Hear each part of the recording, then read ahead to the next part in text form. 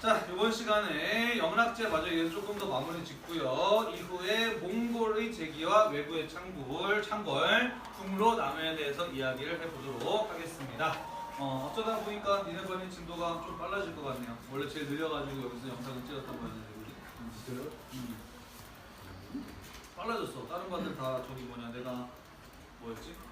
자소서 써주고 하느라고 수업 빠지고 하다 보니까 그렇게 됐어. 자, 봅시다. 아무튼 그랬던 영락제 마지막까지 대제국의 황제가 되겠다는 꿈을 포기하지 않았어요. 죽기 직전까지 몽골 초원 지역을 쳐들어가서 몽골과 싸우다가 결국에는 고비 사막 가운데에서 나이가 많아서 사망을 하게 됩니다. 자, 그리고 영락제가 죽으면서 명나라의 전성기도 끝이 나게 돼요. 왜냐? 영락제가 죽고 난 다음에 남긴 것은 무엇이냐? 밑주십시다. 첫 번째, 막대한 전쟁의 비용을 남겼어요. 자, 농경민족이 유목지역을 쳐들어가는 것하고 1번, 유목민족이 농경지역을 쳐들어오는 것 2번. 뭐가 더 좋을까? 뭐가 더 편할까? 뭐가 더 쉬울까? 당연히 2번이야. 왜 쉽지? 원래 약탈 경제에 익숙한 사람이기 때문에 그럴 수도 있죠. 또 원래 이동하는 애들이기 때문에 말을 타고 있기 때문에 또 자, 중요한 것은 그들이 어떤 땅을 정복하는가를 생각을 해봐야 돼. 봅시다. 유목민족이 농경지역으로 침략을 해와 남쪽으로 내려가면 내려갈수록 먹을 것도 많고 농사도 잘 되는 경제력이 풍부한 지역이에요. 그죠? 그러니까 내려오면 내려올수록 더 많은 경제적 자원들을 얻으면서 더 강한 힘을 얻으면서 남쪽으로 내려오게 됩니다. 그죠? 자, 반대로 유목민족이 아닌 농경민족이 유목지역을 침략하는 걸 생각해 봅시다. 북쪽으로 올라가면 올라갈수록 그죠? 걔네들이 그냥 자기들이 키우는 가축들을 데리고 북쪽으로 올라가 버리면은 아무리 많은 땅을 정복한다고 한들 얻는 것이 없어요. 그죠? 그냥 맨 땅에 헤딩하듯이, 그죠? 엄청나게 많은 비용을 들어서 군대를 움직이긴 하지만 그 정복 활동을 통해서 얻는 게 딱히 없다라는 거예요. 그죠? 자, 그렇기 때문에 5차례에 걸친 몽골 원정은 막대한 비용이 들었지만 얻는 것이 딱히 없었다라는 거예요. 그죠? 자, 또 영락제 때 돈을 어디다 많이 썼느냐 늦추십시다. 토목공사와 원정 비용에다 많이 썼어요. 그죠? 자, 토목공사 뭘 말하는 거니? 영락제가 건설한 자금성 말하는 거죠. 그죠? 자, 자금성은 황제의 권위를 높인다는 어떤 부수적인 효과가 있었을지는 모르겠지만 여기 나와있는 원정 비용 뭐 말하는 거예요? 전쟁 가는 거. 또 정화의 항해를 말하는 거죠. 그죠? 자, 정화의 항해를 통해서 명나라가 무엇을 얻었다고 했나요? 딱히 얻은 게 없었어요. 그죠? 자, 그래서 전쟁, 토목공사, 원정에다가 많은 비용을 쏟아 부었지만 그것을 통해서 얻은 것은 거의 없었다라는 거예요. 그죠? 따라서 영락제는 죽고 난 다음에 뭐만 남겼느냐? 막대한 비용의 부담만 남기고 죽은 거예요. 그죠? 자, 나라의 힘은 결국 어디서 나오나요? 돈에서 나와요. 그죠? 자, 그러니까 국력은 당연히 어떻게 되는 겁니까? 약해지게 되는 거죠. 그죠? 국력이 쇠퇴하게 되었다라는 것이죠. 자, 그리고 그렇게 국력이 쇠퇴했을 때 이후에 무엇에 시달리게 되느냐? 북로 남외의 침략에 시달리게 됩니다. 북로 남외의 침략에 시달리게 돼요. 자, 북로라는 것은 무엇을 말하는 것이냐면은 북쪽에서 다시 세력을 회복한 몽골족을 말하는 것이고요. 남외는 뭘 말하는 거겠니? 그렇죠. 남쪽에서 바다 건너 넘어오는 일본 해적 왜구를 말하는 것이죠. 국력이 약해졌을 때 이 북로 남외의 침략을 받으면서 명예 국력은 더더욱 약해지게 되었다라는 것이에요. 자, 그러면 이번 시간에 이어서 북로 남외에 대해서 같이 한번 살펴보도록 합시다. 자, 봅시다. 몽골의 재기 다시 일어서다라는 뜻이죠. 우선은 어느 애들이 세력을 먼저 회복하였느냐? 서부 몽골의 밑줄칩시다. 오이라트부가 먼저 세력을 회복하게 돼요. 자, 몽골이라고 하는 것은 하나의 민족을 말하는 것이지만 그 안에는 수많은 부족 집단으로 이루어져 있다라는 이야기를 했어. 그지? 몽골족들 가운데 한 부족 집단 이름이 오이라트부라고 불리는 부족 집단이 있었던 것이에요. 이해되나요? 자, 15세기 초에 이들은 세력을 회복하면서 몽골 지역의 주도권을 회복하게 되고요. 15세기 중반에 위에 지도에 나와 있는 것처럼 가장 넓은 한도 영토를 지배하는 모습을 형성하기도 했습니다. 이들은 명나라에게 어떠한 국가적 위기를 안겨주었었느냐? 밑줄 칩시다. 명과의 전투에서 6번째 황제였던 정통제를 생포하기도 하였었는데 이 사건을 가지고 이른바 토목보위 변이라고 이야기를 해요. 자, 간단하게 어떤 일이 있었는지 좀 이야기를 할게요. 자, 명나라의 국력이 약화되기 시작을 하면서 몽골과의 전쟁보다는 평화를 유지하기 위해서 노력을 했어요. 그래서 명나라는 몽골에게 말을 조공으로 받고 원래 거래되는 말 값보다 더 비싸게 말의 값을 치러줬어요. 일종의 효율책이지. 우리가 말 비싸게 사줄 테니까 쳐들어오지 말아라. 몽골을 달래기 위한 방법이었던 것이죠. 자, 그래서 몽골이 처음에는 50마리를 바쳤는데 이게 값을 잘 쳐주니까 욕심이 생기는 거예요. 그래서 나중에는 2,000마리까지 조공의 그 크기가 늘어나게 됩니다. 자, 안 그래도 돈이 없는 명나라 입장에서는 상당히 이게 경제적으로 큰 부담이 될 수밖에 없죠. 그죠? 자, 그런데 어느 날 말을 2,000마리 가져와 놓고 몽골족이 3,000마리 가져왔다고 뻥을 친 거야. 자, 그래가지고 이거 너무 많은 것 같은데 3,000마리까지는 안 돼 보이는데 너무 많이 얘기를 하니까 일일이 다 세봤어. 세봤더니 2,000마리인 거야. 그래서 2,000마리 말값만 줬어요. 자, 그랬더니 몽골족이 자신들이 원하는 만큼 돈을 주지 않았다라고 이야기를 하면서 명나라를 침략을 해오게 되는 것이죠. 자, 이때 말값을 깎았던 사람이 황제 측근인 환관 왕진이라고 하는 사람인데 이 사람은 어쨌든 자기가 몽골족을 달래지 못했기 때문에 몽골과의 전쟁이 벌어진 것이잖아요. 그죠? 자, 그래서 자신의 어떤 잘못을 감추기 위해서 당시 황제였던 정통제한테 이렇게 이야기를 해요. 이참에 우리가 한번 손을 봐줘야 된다. 본때를 보여줘야 된다. 다만 명나라의 군대가 사기가 많이 떨어져 있으니까 황제께서 직접 전투에 나서서 사기를 올려야 된다라고 이렇게 이야기를 했어요. 자, 그래서 그 말을 듣고 황제는 전투에 직접 나섰다가 몽골군에게 와장창 깨지게 되고요. 도망을 가게 되는데 이 환관 왕진은 또 하필이면 베이징 북부에다가 많은 땅을 사놨어. 그 땅이 몽골군에게 짓밟히게 되면 땅값이 떨어지게 되겠지, 그지? 자, 그래서 황제를 빠른 길로 피난시키는 것이 아니라 자기가 사놓은 땅 쪽으로 황제를 모시고 피난을 갔어.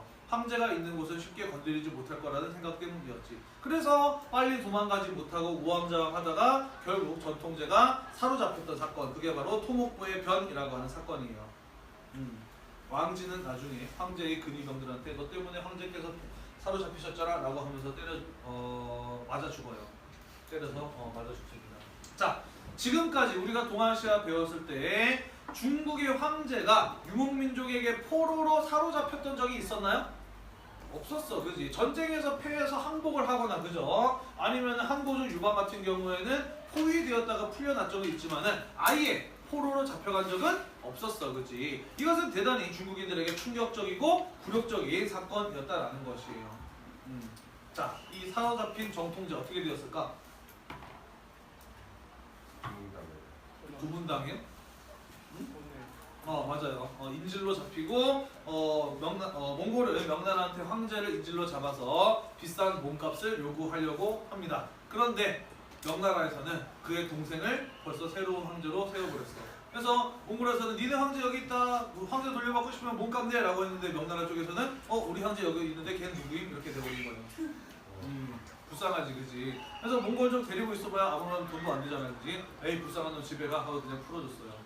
그래서 명나라로 돌아와가지고 동생이랑 같이 누가 황제가 되어야 되느냐 가지고 한참 싸우다가 다시 황제의 자리를 간신히 되찾기는 합니다. 좀 불쌍한 황제죠. 자, 얘기를 들어보니까 당시 명나라 상태가 어떤 것 같아? 개판이야, 그지? 황제가 사로잡힌다고 새로운 황제 바로 세워버리고, 그죠? 이미 명나라가 굉장히 나라가 많이 망가져 있음을 알 수 있는 부분이기도 해요, 그죠? 자, 그 밑에다가 요거 하나만 써놓도록 합시다. 자, 지금까지는 명나라가 몽골을 무엇하는 입장이었죠? 그 전까지는 정통제가 직접 군대를 끌고 몽골을 쳐들어갔잖아, 그지? 자, 그 전까지 정통제가 사로잡혔던 이 토목보의 변 전까지 명나라가 몽골을 무엇하는 입장이었어? 엄격한 입장이었어, 그지? 자, 그런데 황제가 사로잡히는 굴욕적인 패배를 당하고 난 이후에는 우리가 먼저 싸움 걸어봐야 득대이 하나도 없겠구나라고 생각을 하겠죠, 그죠? 자, 그래서 이 사건을 계기로 몽골을 공격하는 입장이 아니라 방어하는 입장으로 돌아서게 되었다라는 것이에요. 자, 유목민족을 막기 위해서는 뭐가 필요한가요? 만리장성이 필요하죠, 그죠? 자, 그래서 몽골 때 무너지고 난 이후에 재건축하지 않았던 만리장성을 다시 정통제 때 토목부에 편 이후에 다시 건축을 하게 되었다라는 것이에요. 오늘날 중국에 갔을 때 볼 수 있는 만리장성은 진시황제가 세운 것이 아니라 그렇죠. 정통제 때부터 세우기 시작했던 명나라 때 세웠던 만리장성의 모습을 볼 수가 있다라는 것이에요. 우리가 지금 중국에 와서 볼 수 있는 것은 명나라 때 세워진 장성의 모습이다라는 것입니다. 선생님도 직접 본 적이 있는데요. 살면서 한 번쯤은 봐야 될 리스트 중에 하나라고 생각을 해요. 여행 다니면서 이제 많은 멋있는 것들을 보고 장관들을 많이 봤지만 정말 이게 중국이다라고 하는 것을 바로 느낄 수 있는 그런 느낌. 특히나 이제 역사를 공부했던 선생님에게는 이 만리장성은 굉장히 인상 깊었어요. 마음 같아서는 좀 오랫동안 걸어가고 싶었는데 하나 걸어가고 나니까 힘들어서 그러니까 성 중간중간 이렇게 탑이 세워져 있잖아. 그 한 탑에서 그 다음 탑까지 걸어가는데 한 30분 정도 걸렸거든요.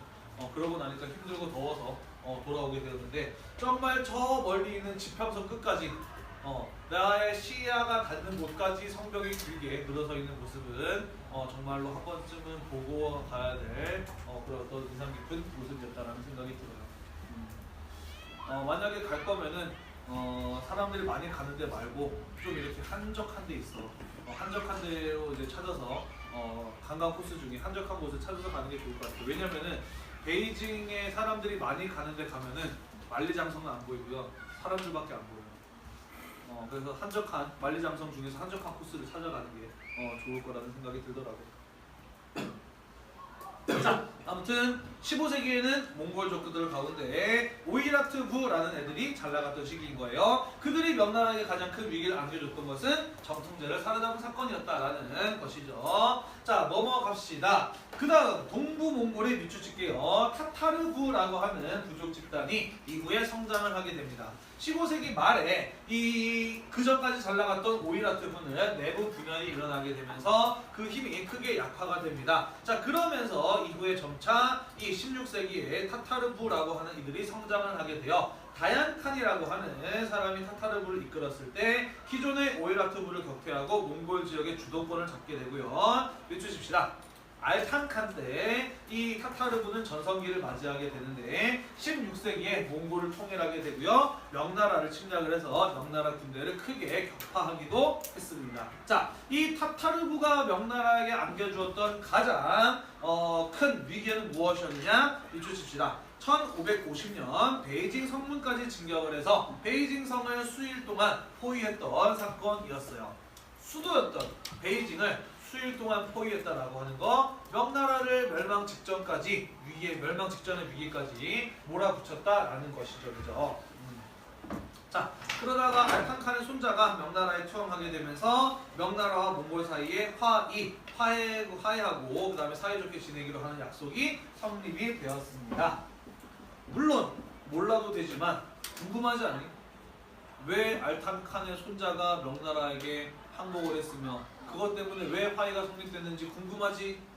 궁금해요. 궁금하죠, 그죠? 나만 궁금한 거 아니지, 그지? 선생님도 이거 이제 몰랐는데 수업 준비하면서 이제 찾아봤어요. 어떤 일이 있었는가 봤더니 알탄칸의 손자의 이름이 바간나기라고 하는 사람이었고 그 사람에게는 몽골족은 일부 다처제니까 3명의 부인이 있었는데 그 3명의 부인이 굉장히 어땠을까? 예뻐요. 굉장히 미인이었대. 그래서 할아버지인 다얀칸이 야, 네 부인 되게 예쁘다라고 하면서 그 예쁜 3명의 부인을 뺏어갔대. 칸의 권력을 이용해서. 이런 거 보면은 오락이긴 오락해요. 그죠? 우리가 생각하는 모습하고 상당히 많이 다르지, 그지? 자, 그래서 바가나기는 자기의 사랑하는 세 명의 부인을 빼앗기는데 상대가 칸이야, 그지? 어떻게 할 수가 없어, 그지? 자, 그래서 열받아가지고 자신을 따르는 부족들을 이끌고 명나라에 항복을 해버렸던 것이에요. 자, 이 알탕칸 입장에서는 굉장히 큰 일이야. 왜냐면은 걔가 명나라에 처항해버리면은 어떤 문제가 있을 수 있느냐? 첫 번째, 몽골 부족 내부에 분열이 일어날 수가 있고요. 이 알탕칸의 손자 바간나기의 경우에는 몽골족에 대한 정보를 누구보다도 많이 가지고 있는 사람이야, 그지? 걔를 이용해서 명나라가 반격을 한다거나 혹은 침략을 한다고 한다면 이 알탕칸 입장에서도 굉장히 큰 일이 벌어질 수가 있는 거예요, 그죠? 자, 그래서 알탕칸이 굉장히 놀래서 명나라한테 다급하게 요청을 해요. 내 손자 새끼만 돌려보내주면은 포위를 풀고 물러나겠다라고 이야기를 합니다. 명나라 입장에서는 손해볼 게 없어요, 그죠? 그래서 바간나기를 다시 돌려보내고 알칸칸을 왕으로 책봉을 하고 명과 몽골 사이에서는 화의가 성립될 수 있었다라고 해요. 그 뒤에 어떻게 됐는지 궁금해서 찾아봤는데 안 나오더라고. 이게 몽골족은 기록을 거의 남기지 않았어요. 그래서 명나라와 충돌했을 때에는 이 명나라 쪽에서 몽골족에 대해서 기록을 했기 때문에 기록이 남아있는데 몽골족으로 돌아가고 난 이후에는 어떻게 됐는지 찾아봤더니 잘 모르겠더라고. 어떻게 됐을까? 죽었을까? 아니면 할아버지가 미안하다고 사과를 했을까? 죽였을까? 어떻게 됐는지 알 수는 없죠, 그죠? 만약에 일부 다처제가 허용이 되면 3명의 부인을 둘 생각은 있니? 반대로 1처 다부제가 허용이 된다면 여러 남편을 둘 생각은 있나요? 아, 정말? 있을 수도 있지. 사람에 따라 다르지. 선생님도 어렸을 때는 그러면 좋겠다라는 생각을 잠시 하기도 했었는데 결혼을 해보니까 한 명 있는 것도 힘든데 3명이 되면 얼마나 힘들까라는 생각이 들더라고요. 참 이런 건 오프 더 레코드하고 찍어야 되는데. 자, 그 다음 외부의 창궐로 넘어가 보도록 합시다. 창궐이 무슨 뜻이니? 창궐? 들끓다라는 거예요. 들끓다. 이제 질병이 전염병이 한참 이제 돌 때 무슨 병이 창궐했다라고 하잖아요, 그렇지?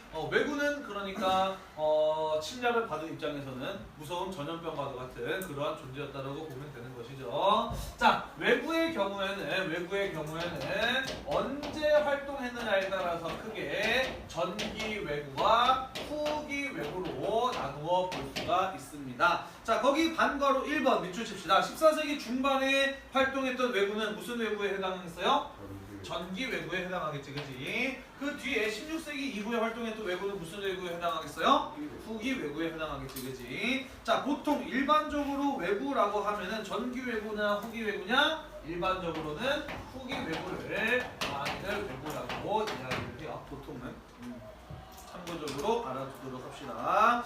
자, 전기 외구의 발생 원인은 무엇이냐? 그것은 밑줄 칩시다. 일본이 남북조 시대였던 것이에요. 자, 남북조 시대 어떤 시대였나요? 천황이 2명이라서, 그지? 막부 쪽 천황하고, 그죠? 그리고 기존 천황이 남조로 나뉘어서 일본 내부에 전쟁이 벌어졌던 때가 바로 남북조 시대였어요, 그죠? 자, 이 시기에 밑줄 칩시다. 무장 세력과 해적들은 식량이 부족했습니다. 무슨 소리냐? 자, 전쟁 중이에요, 그죠? 그 중에서 특히 막부 쪽이었을까, 천황 쪽이었을까? 그죠? 천황 쪽의 경우에는 군사력이 딸려요, 그죠? 그래서 막부의 군대에게 패하거나 혹은 포위되거나 하면은 일본 내에서는 자신들이 부족한 식량이나 물자 같은 것들을 구하기가 어려웠던 것이에요, 그죠? 그래서 어떻게 한 거야? 배를 타고 부족한 식량 등을 구하기 위해서 일본의 지방 무사들이라든지 해적 이런 사람들이 고려로 넘어가서 한반도 비롯한 동아시아 각 지역을 침략하고 약탈했던 것이 바로 전기 외구의 모습이다라는 것이에요.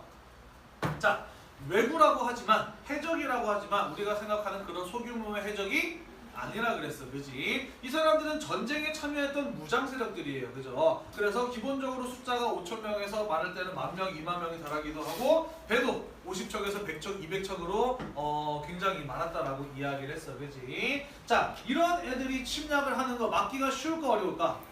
어려워. 일단 그 세력이 강하기도 하지만 언제 쳐들어올지 모르고 그죠? 쟤네가 어디에 쳐들어왔다라고 해서 막으려고 군대를 끌고 가보면은 이미 배 타고 도망가 있는 상황이야, 그지? 그렇다고 해서 아무것도 없는 해변가에다가 항상 군대를 주둔시켜 놓을 수도 없는 노릇이에요, 그죠? 엄청나게 비용이 많이 들어가는 일이잖아요, 그죠? 자, 그래서 이들은 막기가 굉장히 힘들었고, 특히 이 시기에 밑줄 칩시다. 고려가 그 주요의 약탈 대상이 되면서 연해지가 뭐지? 바닷가를 말하는 거죠, 그죠? 연해지라든지 농경지가 완전히 황폐화되고요. 심각한 경제적 타격 그리고 생명의 피해 이런 것들을 받았었다라는 것이에요. 자, 우리 지난 시간에 배웠었지, 그지? 공민왕의 반원 자주 정책이 실패했던 원인 중에 하나가 바로 이 외부의 침략이었어요, 그죠? 굉장히 피해가 컸기 때문에 그런 것을 막는데 국력이 많이 소모가 되었었던 것이죠. 어느 정도였냐면은 강릉 지역에서는 이런 일이 있었어. 강릉이 이제 경포대에 있는 바닷가잖아, 그지? 외국가 쳐들어왔어. 그래서 지방관이 강릉 지역의 지방관이 열심히 싸우다가 전사했어, 죽었어. 지방관이 죽었으니까 새로운 지방관을 보내야지, 그지? 그래서 너 강릉 가서 잘 다스려라고 해서 지방관을 임명했어. 그랬더니 저는 여기까지입니다라고 하면서 사표를 써요. 왜? 갔다가 죽을 수도 있으니까, 그지? 사표를 쓰고 물러나는 사람들이 있었대요. 또 사표 못 쓰게 하니까 강릉까지 못 가고 강릉 주변에 있는 산속에 숨어가지고 야, 외국 쳐들어올지 모르니까 일 처리하고 있으면 일로 가져와 라고 하면서 연마을에서 일을 처리하는 그러한 어떤 산도들도 있었다고 하더라고요. 그만큼 지방관이 무서워할 정도니까, 그죠? 당시 외부의 피해가 얼마나 심각했는지를 알 수가 있겠죠, 그죠? 자, 그렇지만은 이런 어떤 외부의 침략이 우리나라 역사 변화에 영향을 준 것이 있다고 한다면 그들을 물리치는 과정에서 고려 말에 이제 새로운 스타들이 등장을 하게 되죠. 예를 들자면은 최영이라든지 이성계 같은 이런 사람들이 성장을 하게 되고 결국 이제 이성계가 고려를 무너뜨리고 조선을 세우게 되는 어떤 배경으로 작용을 하게 되는 것이죠. 나이는 누가 더 많을까? 최영이 거의 아버지 뻘로 많죠, 그죠? 근데 스타일은 성격이나 싸우는 스타일은 완전히 정반대예요. 완전히 정반대입니다. 요즘에도 그런 용어 쓰나? 게임에서 탱커라든지 딜러라든지. 네. 예전에 롤이 한참 유행할 때는 그런 거 많이 썼는데 이제 배그나 아니면은 오버워치 이런 게 나오면서 이제 많이들 안 쓰더라고. 탱커라고 하면은 앞에 나가서 이제 적의 공격을 맞아주는 사람이죠. 딜러라고 한다면 적에게 치명타를 입히는 사람은 딜러라고 이야기를 하지, 그지? 자, 최영의 경우에는 뭐였을까요? 전형적인 탱커였어요. 황산 전투라는 게 있었는데 이제 외구가 쳐들어왔다고 해서 최영의 군대가 외구를 잡으러 갔어. 그랬더니 외구들이 이제 최영을 피해가지고 높은 산 속으로 이제 도망을 간 거야. 그리고 이 위에 이제 진을 딱 쳤어. 이게 산 위로 올라갈 수 있는 길은 하나밖에 없어요. 그래서 고려의 군대가 얘네를 쳐들어가려고 잡으려고 올라가니까 위에서는 이제 막 화살을 쏘아대는 거지.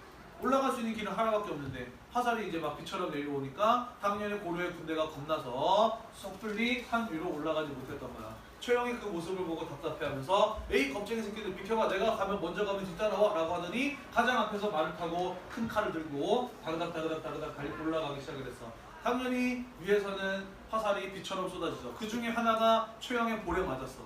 그래가지고 볼 화살에게 꿰뚫었지. 그랬는데도 아랑곳하지 않고 이빨로 화살을 아그작 씹어 먹으면서 두두두두 올라가가지고 제일 앞에 있는 적 장군의 외국의 장군의 목을 한 칼에 푹 하고 날렸어요. 당연히 그 뒤에는 이제 막 이제 고슴도치처럼 온몸에 이제 화살이 다 꽂혀 있었지. 근데 그 모습을 보고 고려 군대가 우와 우리 장군님 짱이다라고 갑자기 사기가 확 올라간 거야. 그래서 그 뒤를 따라서 쭈르르르 올라가가지고 외구를 물리쳤다라는 이제 그런 어떤 전설적인 만화 같은 전투의 사례가 전해져 내려와요. 굉장히 호전적인 사람이야. 용감무쌍하고, 그죠? 적의 압박에 굴하지 않는 그런 사람이지. 그러니까 명나라가 천령 이북의 땅을 내놓으라고 했을 때 오히려 요동을 정벌하자라는 이런 주장을 했던 사람일 수가 있었던 것이지, 그지? 반대로 이성계의 주무기가 뭔지 아니? 뭘 잘 쓰는 사람인지 아나요? 이성계는 그죠? 7살 때부터 활을 쏘기 시작했다라고 하지. 그죠? 활에 있어서는 거의 신동 수준이었다라고 이야기를 하죠. 날아가는 새를 피육하고 맞춰가지고 떨어뜨리는 건 뭐 일도 아니었다라고 하고 태종 이방원이 자기 이제 다른 자식들을 죽이고 하니까 자식을 이제 그 태종 이방원을 죽이려고 멀리서 활을 쐈는데 이성계가 활을 쏠 거를 미리 생각을 하고 이방원 옆에 이렇게 나무 기둥을 세워놔가지고 안 맞을 수 있었다라는 뭐 이런 얘기가 전해지기도 할 정도로. 아무튼 이성계는 어떻게 싸우는 스타일이냐? 적들을 쭉 한번 높은 곳에서 훑어봐요. 그리고 왠지 제가 잘 싸울 것 같아. 제가 왠지 대장인 것 같아. 그러면은 멀리서 활을 몇 개 틱틱틱 쏘는 거야. 그래서 활로 적장을 미리 다 죽여놓고 적들이 이제 우왕좌왕 할 때 공격을 해서 승리를 거두는 사람이죠. 뭐 조선시대 때 쓰여진 거니까 아니 설마 저렇게까지 잘 쏘았겠어 라는 생각이 들만한 뻥이 굉장히 많아요. 뻥이라고 생각되는 것들이 많아. 예를 들자면 적의 장군의 두 명이 이렇게 사이좋게 말을 타고 있었어. 둘이 같이 모여있네 땡큐 하네 하면서 활을 하나 딱 쐈는데 원샷 투 헤드킬. 화살 하나로 적의 머리 두 개를 관통을 했다. 라는 뭐 이제 그런 얘기가 있기도 하고요. 그럴 수도 있는데 설마 그게 한 번에 맞출 수 있었을까? 아무튼 그런 적도 있고 그 다음에 이제 적의 장군 중에 굉장히 이제 잘 싸우는 이제 젊은 무사가 있었는데 온몸을 머리 꼭대기에서부터 발끝까지 갑옷으로 다 이렇게 이제 꽁꽁 싸매가지고 칼이나 창이 들어갈 틈이 없는 거야. 그리고 굉장히 잘 싸워. 어떻게 잡아야 되지? 막 고민하고 있을 때 이성계가 화살 하나 탁 쐈어요. 그랬더니 투구를 쓰면은 투구를 고정시키기 위해서 밑에다 이제 투구 끈을 매잖아, 그지? 그 투구 끈을 탁 하고 지나가가지고 끈이 풀려서 투구가 훌렁 벗겨지니까 이때나 해서 바로 한 대 딱 다시 쏴가지고 머리를 맞춰서 헤드샷으로 잡았다라는 뭐 이런 뭐 얘기들이 전해져 내려오기는 해요. 뭐 어쨌든 뭐 아무튼 이성계 같은 경우는 그런 어떤 타이밍을 잘 노리는 사람이었으니까 그지? 위화도 회군이야말로 자기가 권력을 잡은 절호의 타이밍이라고 생각을 해서 군대를 돌렸을 수도 있죠, 그죠? 자, 후기외구 가봅시다. 자, 후기외구는 몇 세기에 활동했던 사람들이에요? 16세기에 활동했던 이들입니다, 그죠? 주요 약탈 대상은 어디였어요? 명나라였어, 그지? 자, 여기 지금 두 개의 몽골 부족과 두 개의 외구의 활동에 대해서 나와 있는데 정리를 한번 하실 필요가 있어요. 자, 15세기의 전성기를 누렸던 몽골 부족은 누구였어요?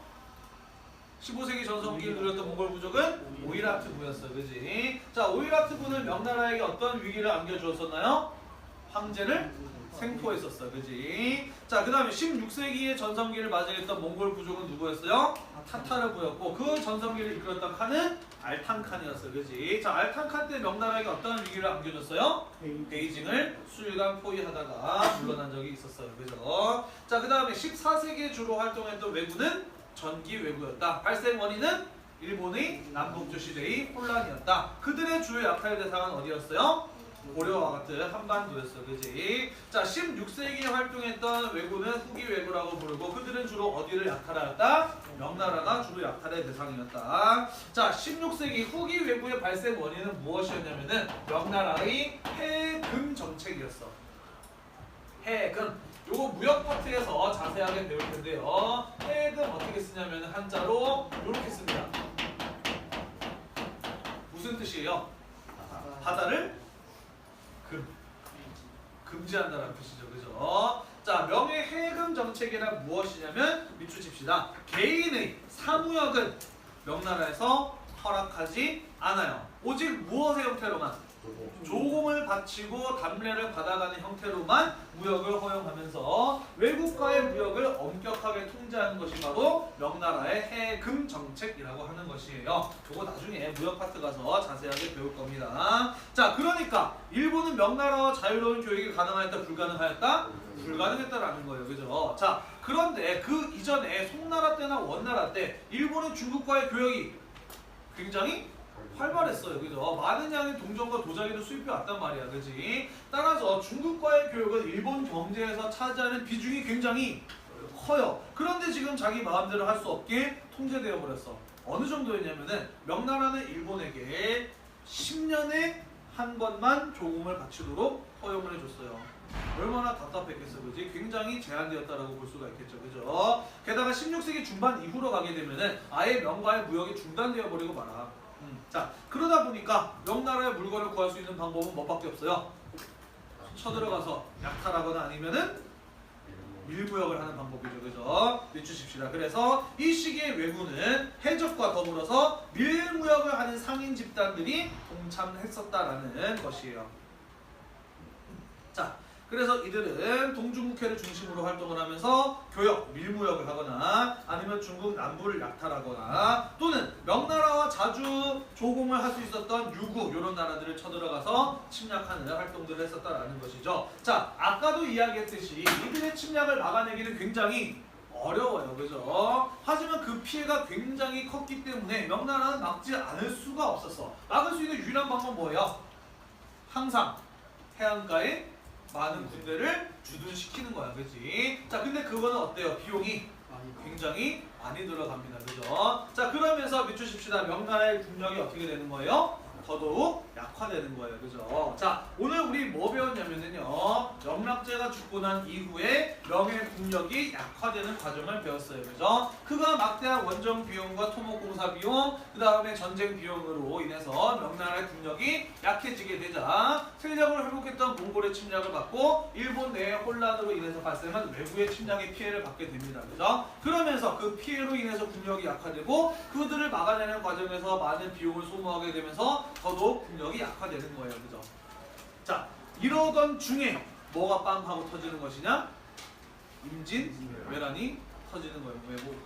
이니? 저기? 왜? 내가 뭐 묻었니? 호털 나왔니? 임진왜란이 터지는 거예요. 자, 사실 명나라는 조선을 도와줄 만한 상황이 아니었어요. 그죠? 근데 조선을 안 도와주면은 지금까지 바다로만 쳐들어오던 왜구가 육지로도 쳐들어올 수가 있어요. 그죠? 어떻게든 막아야 되는 거예요. 그지? 그래서 명나라가 무리해서 조선을 도와주다가 드디어 명나라의 국력이 완전히 바닥이 나는 거예요. 그죠? 그러면서 만주에서 성장하는 여진족들을 통제할 수가 없게 되었던 것이죠. 그러면서 만주에서 여진족들이 성장을 해서 후금 청나라 세우고 나중에 중국으로 쳐들어가서 명청의 교체가 이루어지게 되는 겁니다. 이해되나요? 네. 다음 시간부터 그거에 대해서 마저 이어서 살펴보도록 하겠습니다. 수고했어요.